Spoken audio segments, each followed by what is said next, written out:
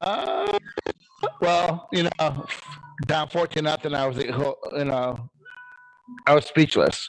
I really thought, that maybe this is rock bottom, but we've talked about for the last couple of weeks, um, seeing this team react to getting punched in the mouth, and they did that. I know it's Jacksonville State.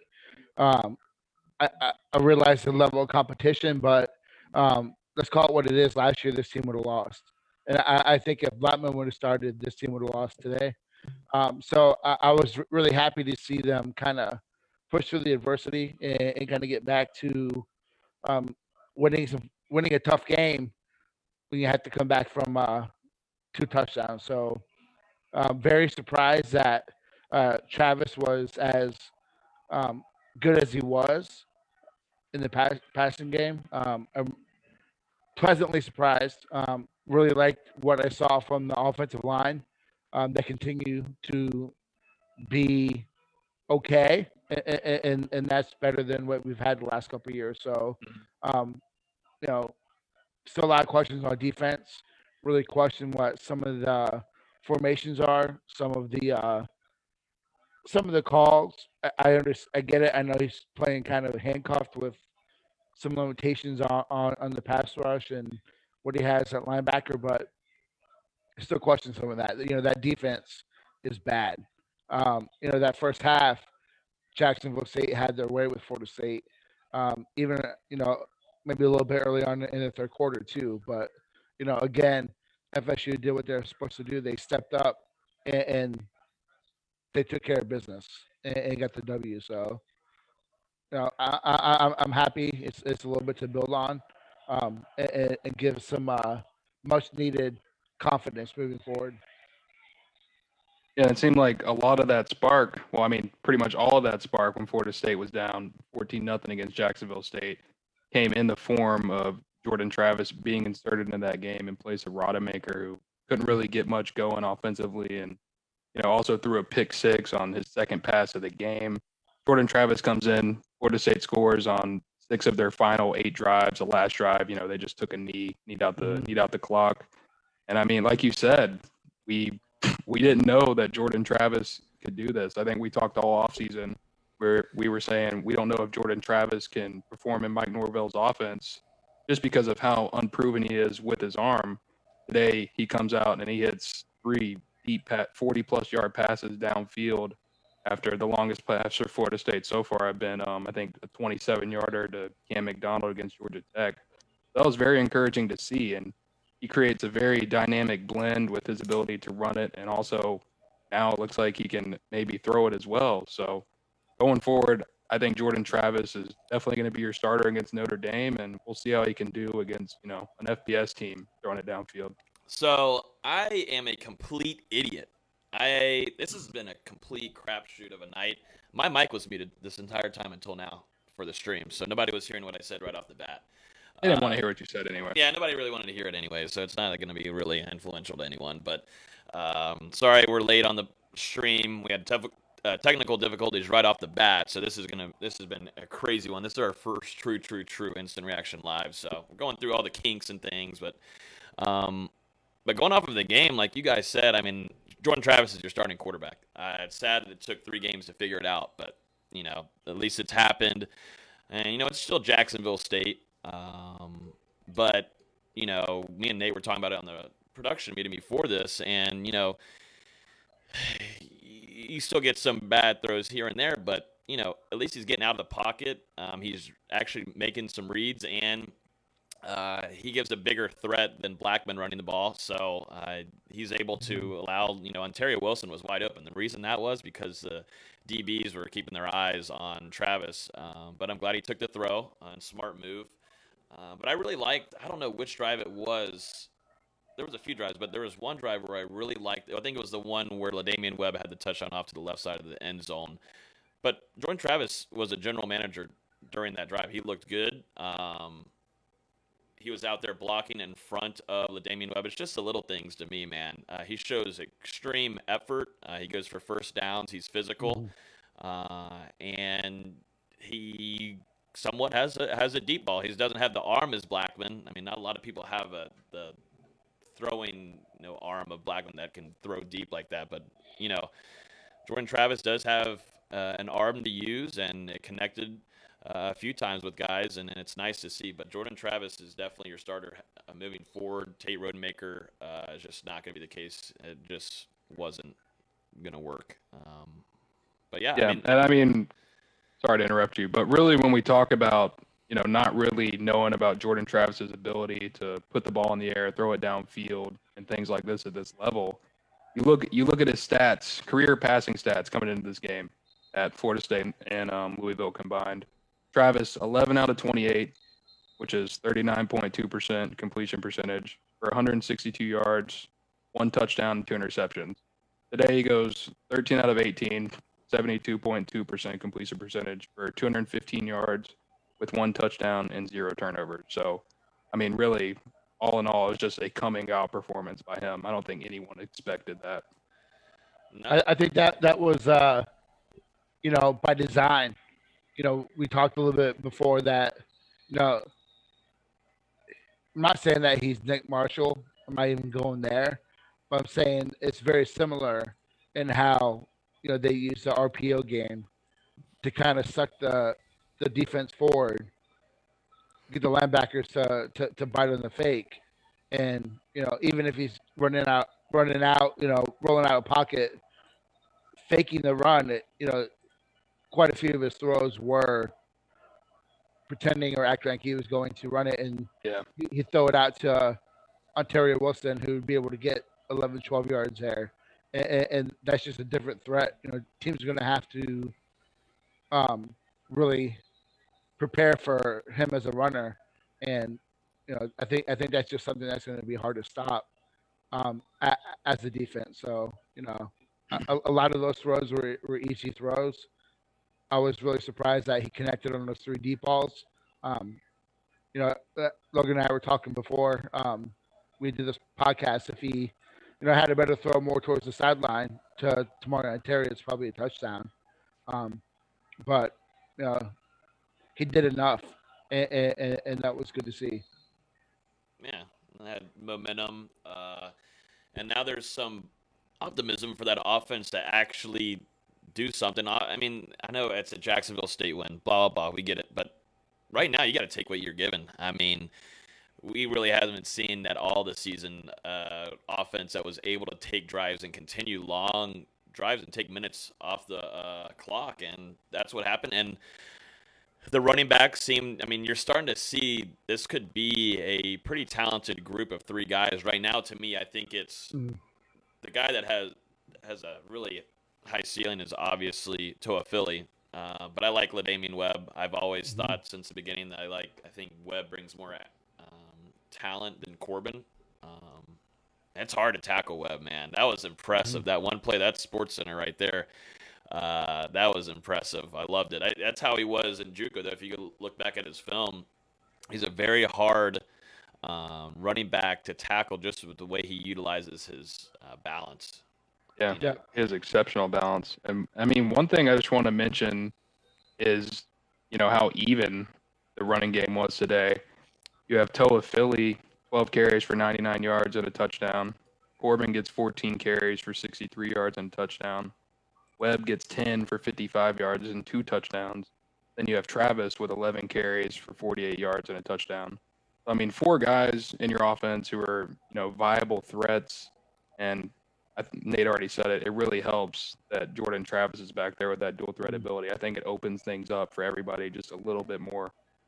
I think it was important too that he completed some throws from the pocket. So if it was strictly him rolling out, that kind of still makes it one dimensional in the passing game. But he was able to stand in the pocket and make some throws. But when he came in, FSU had 14 yards of total offense, and then they come in and they have a 7-play, 73-yard score, 13 for 75, 3 for 63, 12 for 78, 10 for 90, 11 for 88. So, those drives not only took time, but they also had chunk plays, and all average more than 7 yards per play. So he brought that different dynamic, like Dustin said.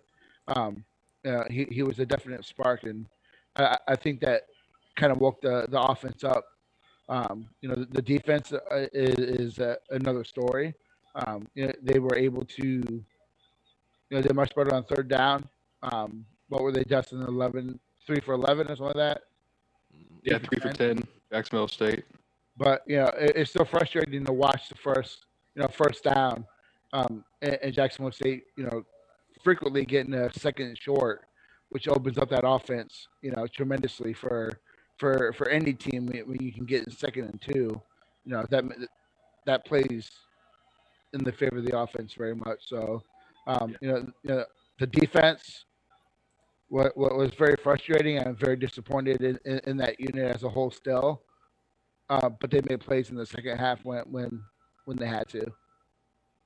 Yeah, and I mean, you got to give some credit to Zarek Cooper, Jacksonville State's quarterback, who we talked about on the pod leading up to this week.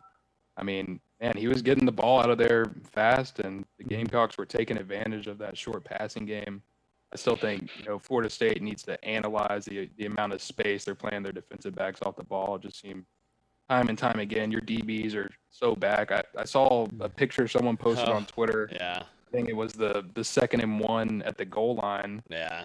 And I think Jacksonville State had the ball about the 6, and it was 2nd and 1, and all of Florida State's DBs were standing right around the end zone marker. So I don't know. That's just something. I don't understand. Yeah, and we're not in there, listening to the defensive coordinator or anything. That's just something that they're gonna have to figure out. Yeah, no, that was tough to see. That was rough. I mean, what was that? What was it? 3rd and 1? What was that? No, it was second. It was 2nd and 1. 2nd and 1. 2nd and 1, and you've got DBs 5 yards. Linebackers too. They were all back. Yeah, that's just not good. Not a good look. I want to read off. Carlos texted me and said he wanted to he was going to come on here, but he wanted me to give his instant reaction on his own stuff. Obviously, he had a pretty viral video, it felt like, yesterday, or that went out. But he said, I love the effort by the young guys, but it's Jacksonville State. I will take a win, but are we really there? Are we to the point where we are really okay with only beating an FCS team? This was a little bit earlier in the game, but an FCS team by 10 to 15. I'm proud of our team and their effort in the win. It always feels good to get a W on the board. Now let's take this win and keep the party going. Talking about Toa Philly, he says, I like the young back. Call him Baby 9, me and Quez Big 9, and Little 9. Peter Warwick was the 9. So talking about 9. He runs hard with purpose. I like he has vision like Peter. I guess he's given a lot of praise to the young buck with Toa Philly, saying he's got the vision of Peter Warwick, but he runs with the attitude and like me and Jack West Patrick. So Carlos Williams talking about Lawrence Toa Philly. He also said follow me on social media, Carlos_Williams29, Twitter, Carlos_senior. And then he also put his Snapchat in here. I don't know what he's doing, but I'll add him. Yeah, who's gonna add? If you want to add Carlos Williams on Snapchat, he's putting it in here. He's putting in a plug, Carlos_Williams. So he's getting his little social media plug. But yeah, I think Toa Philly is obviously most certainly the future, and I think you've got 3 running backs that bring you different kind. It's like I can't call it a 3-headed monster, yeah, but they got different kind of capabilities that they bring to the table, and it's nice with a quarterback like a Jordan Travis, because you almost have 4 running backs, because I feel like Jordan Travis has the vision of a running back. He's good. He's with his eyes, and he's able to read blocks that are ongoing, and I think you really do have 4 running backs, and with Jordan Travis being in there. With Toa Philly, doing with on Conquer Talk, doing the evaluations in our own recruit rankings, we've been high on Toa Philly coming in. We thought that when you look at his, even going back to high school, he's got really great. His vision's great. You can tell that he sees the field well. He sets up blocks real well, and that's what makes him really good as a special teams threat. He was really good in high school as a punt returner. He's not a blazer, but he's a running back. So, that vision and that ability to kind of anticipate. And he's not the biggest guy, but he's still 180 pounds. He's long. When he's able to kind of build that base up, he's going to be really tough to stop. And like you said, with Webb, Webb is I think he's more your grinder, and you can give him 15, 18 carries, and he's going to produce for you because he's really tough to bring down. He's smaller, but he's really well built. But his balance is Insane. what stands out with him. The fact that he was midair, almost like laying, parallel to the ground and scored on that touchdown, got on his feet.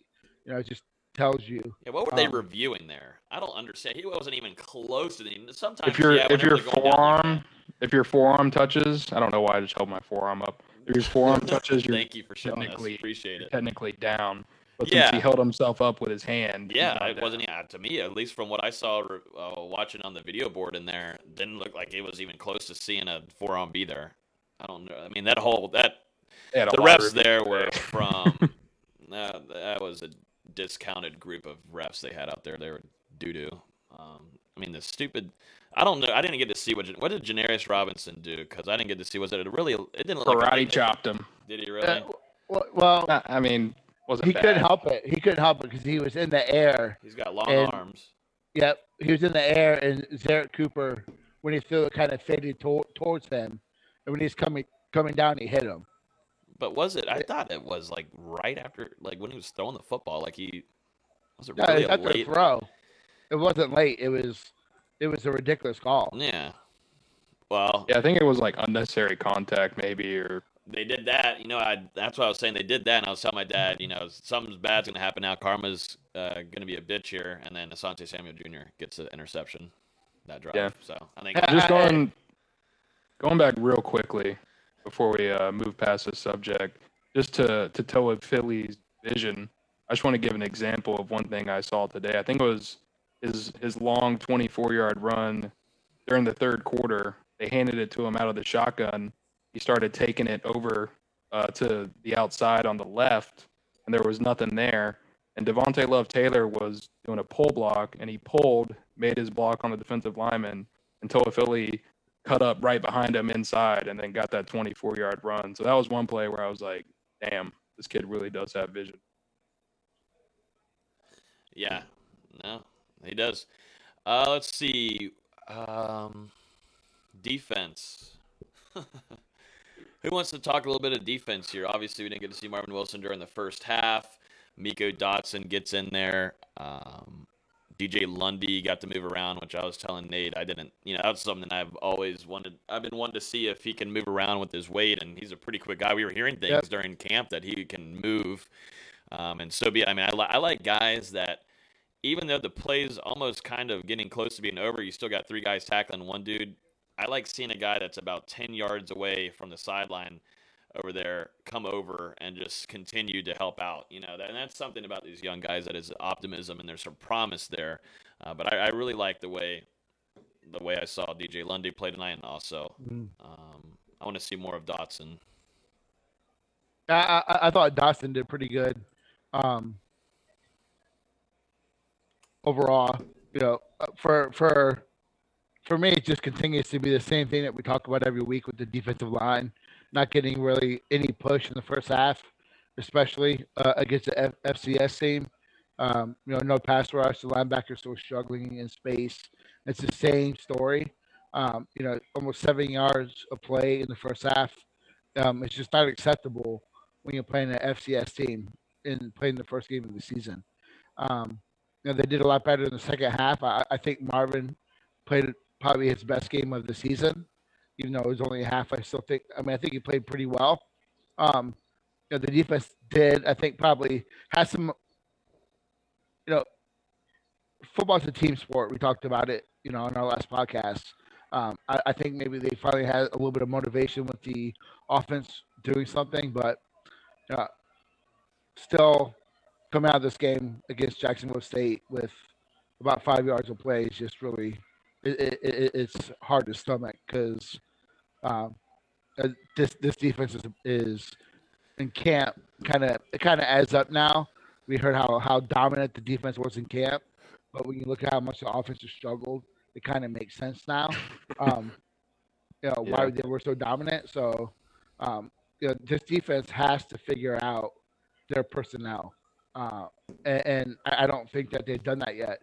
But for all those people who are bashing, Norvell and all that kind of stuff, and during the game, I was pretty upset with Fuller, and I still am. I don't necessarily know if I like what I see from him, but knowing that he doesn't have the parts. But how different was the offense with Travis being effective versus what we've seen in two games and 4 drives? It's complete night and day. So a lot of it is the player and the parts, and Florida State isn't really there yet on defense. So it's only going to get worse against teams like Notre Dame, North Carolina, Clemson. There's going to be some long nights. I mean, you know what? Also, what you really don't get to see a lot the last 3 years is your defense actually get to take a few breathers too. I mean, if you go to the Miami game last week, I mean, defense is on the field the entire game.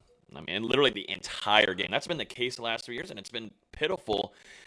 And that's one thing where I look at Jordan Travis, and it's impressive, man. I mean, if you're able to go down there and give some minutes for your time to actually, your coaches be able to talk to the defense and maybe go over some things that they're seeing from up top and get on the phone and talk to the guys upstairs, that helps. That helps your defense. But that's something Florida State has struggled on, and they've only hurt themselves is because of Florida State offense cannot keep a consistent drive going, And this whole game, you got to see great managed drives by a quarterback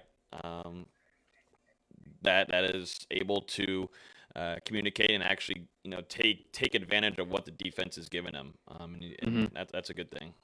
And minus that one drive where they had the 2 penalties on the offensive line, they're not self-sabotaging like we've seen the last few years. You don't see the constant hold, false start. We're not seeing that. So, the offense is able to kind of stay ahead of the change, stay ahead of the, game. They're not put in bad situations. So I think that we saw that more so this week with just more efficiency at quarterback. Yeah, and today Florida State, 31 first downs, 10 out of 16 on third down. And I don't know if we talked about the total yardage and the balance between the pass and rushing game, but 268 passing yards, 263 rushing yards. It was just balance in all facets. It seemed like Florida State took the perfect amount of home run threats to, check down plays where Travis was just able to get the first down rather than a huge play, check it down to someone or go get it himself. And then whenever the defense starting to tighten up and come forward, they would go deep to someone in one-on-one coverage. And like you guys said, it worked out. I really want to see this offense, go up against the type of defense that we're going to expect to play week in and week out in the ACC. And that's not a Jacksonville State caliber defense. I would like to see also on defense with Hamza back. I think that they're missing kind of that ability at that buck safety. I'm just not really bought into who's playing there right now. If you look at a lot of the stuff that Jacksonville State was doing was kind of targeting that side of the field and kind of targeting that one player. I don't think Whoopi's really completely healthy yet. I just think that getting Hamza back will help this defense a lot. So, Hamza and Travis J too. Yep. I mean, the best safeties on the roster out today. And I saw Hamza actually during warmups. He's over here jumping around, catching balls and stuff. So I think he's got to be close to ready to rock. Yeah. I'm interested to see. I'm really shocked we didn't see him today. I like what you get out of Renardo Green. He's a good player. Yeah, I think that there's not much of a drop off after Travis Shea, which is saying a lot with how much that I think Travis Shea is the best football player on Florida State's roster. but Renardo's a really good player. I think that Woody can give you some good minutes, but I think there's a difference when we get Hamza back, and you need that in the back end, a guy who's not afraid of contact, and I think we still saw some of that today, from the same guys from 35 shying away from contact, from Emmett Rice filling wrong holes early on, um, Six being kind of really hesitant in space. So same things you talked about for 3 weeks, like to beat a dead horse. Yeah. With the defense, it's the same stuff over and over. Um, you know, is it? You see a lot of stuff on social media. Is it the players? Is it the coaches? You see a lot of back and forth, and it's a combination. Um, I just want I need to see something different, but we're not going to see something different until we get different from the players. And I'm hoping to see one of those veteran linebackers step up soon. I mean, outside of Amari Gaynor, I mean, your best linebacker this season, who hasn't yet started but has seen some time, is probably Steven Diggs Jr. Oh man, on the kick. Mm-hmm. Woo, boy, I don't know if y'all got to see it on TV, but I always Nah. point to Steven Diggs Jr. I told my dad, here we go, watch Steven Diggs Jr. 32 right here. Oh my God. Oh my good God, because I love my big hits. I talk about it all during the offseason. I need somebody to bring the friggin' heat. I mean, he put that kid. I mean, I'm surprised the kid got up. I mean, and the other guy, the opponent, was hauling ass straight towards him, and it was a complete train wreck. I mean, it was stupid. And then for the rest of the game, I think that cat never even tried him because, I mean, it was nasty. I love it. That's how it should be. But yeah, Steven Dix Jr., bring me more, please. Bring me more. We'll give Emmett Rice some credit. He finished the day second on the FSU defense with 7 total tackles and a tackle for loss. But I mean, Leonard Warner, man, missing in action. I can't even find him on here. I don't think he got a tackle today. No, and talking with my Unconquered Talk buddies, Florida State. You take away Miami, the Miami game, it is what it is. They've also only given up 13 points in week 1 and 17 in week 2. So, there's a lot to not like, but also the defense has played okay enough to win ball games. Yeah. We all know that week 1 was because of the offense and everything that was left on the field. Miami just ran to a buzzsaw, and it's just really bad quarterback play. And today they played better as the game went on. But like Dustin, I want to see some improvement against some conference opponents. Yeah, and they weren't completely terrible today. It just, like you said, They were bad. They were better on third down defense, but Mhm. first and second down, they had a lot of struggles. It kind of felt like they were in bend but don't break mode, if that makes sense. Absolutely. Jacksonville State only scored on 3 of their 10 drives. Florida State came up with a 4th down stop on the last drive of the game and got an interception as well, like we noted earlier. So it's not all bad from the defense, but there's a lot of stuff, a lot of little things that can be so much better. And we can credit the defensive line for, finally getting their first 2 sacks of the season today. It took 10 and a half quarters. But I mean, against a team like Jacksonville State, you want that D line to have 5 sacks. Like, I'm glad they got 2, but they need to have 5, 6 if they're going to be, as dominant as they were talked about all offseason. We're just not quite seeing it yet. No. Hopefully things start to come together more as the season goes on and these guys get more snaps together in this system. But I'm just really ready to see more of 46 at linebacker, 32. Yeah, I'm willing to take those mistakes with guys who are physical, guys who are going to come up and put someone in the mouth, guys who are not going to shy away from contact. Yeah. No, it's time to get 32 in there more. And like I said today when I was texting Nate during the game, I really enjoy it. I mean, it's all the younger, and obviously they're fighting for playing time, so they're going to make sure they're looking good on film. But still, I mean, they have the energy that you need from linebackers. And Lundy, you've interviewed him. You were close with him during his recruitment, so I'd completely believe what you tell us, but from what I also see from Steven Dix Jr., I mean, get him in there. At this point, let them go, and definitely you're gonna need some young cats that are fast on left to right because you got some quarterbacks coming up. Definitely with Sam Howell that you're gonna have to go east and west a lot because he's gonna be able to escape the pocket and go left, right, and he might take a throw. But let the young cats get in there. Linebacker. I know there's some question marks, how those two play in space, but it's going to be no worse than what you have right now. So, give them the experience. Yeah, no. Do you guys think? All right, so Florida State, they finally get a win after a 4-game losing streak. They lost to Florida, Arizona State, Georgia Tech, and also Miami. So they snap off a 4-game losing streak. Do you think that's something that they really just needed? That's what I was thinking on the way out of the stadium. Like, you know what? I mean, like I said, we've been talking about it, that loser blood mentality, but having a win like that could really kind of get some guys really believing, definitely in the staff and what coaches are telling them when they're watching film. But that's kind of good to get that rust, that crappy loser blood, just stupid crap that's inside your head. Get that out of the way. You get a win, and you see what works, what doesn't. Do you think that's a good thing moving forward? Do you think that was a big thing?